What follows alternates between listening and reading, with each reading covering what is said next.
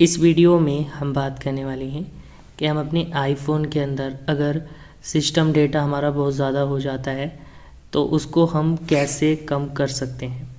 देखिए, जब यहाँ पर हम जर्नल में जाएंगे एंड उसके बाद स्टोरेज में जाएंगे तो हमें यहाँ पर जब हम नीचे जाएंगे, ठीक है, स्टोरेज में जाने के बाद तो हमें यहाँ पर हमारा सिस्टम डेटा मिल जाएगा। यहाँ पर iOS में आपको मिलेगा और सिस्टम डेटा उसके नीचे मिलेगा। तो आप इसको कैसे कम कर सकते हैं ये मैं आपको बताऊंगा, ठीक है।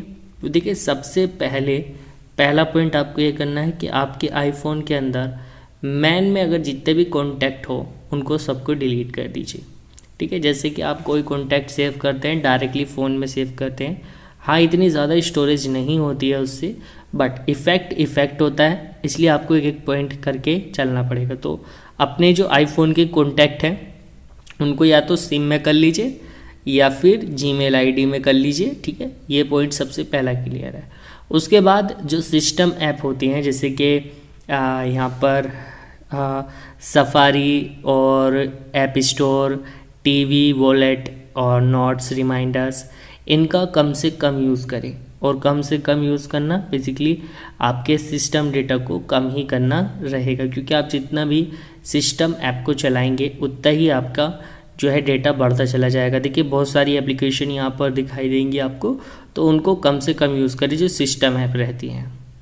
उसके बाद जो सबसे मेन इम्पोर्टेंट चीज़ है कि आपको जो ये थीम है, जो आप थीम लगाते हैं अपने आईफोन में या लाइव वॉलपेपर लगाते हैं या अलग से वॉलपेपर वगैरह लगाते हैं, तो ये कंज्यूम करता है डेटा को और उससे ज़्यादा जो है आपकी सिस्टम डेटा बढ़ती हैं। तो ये ज़रूर करिएगा कि ऐसी नॉर्मल रखिएगा अपने आईफोन को, जो आपका डिफ़ॉल्ट वॉलपेपर हो उसको ही रहने दीजिएगा, ठीक है।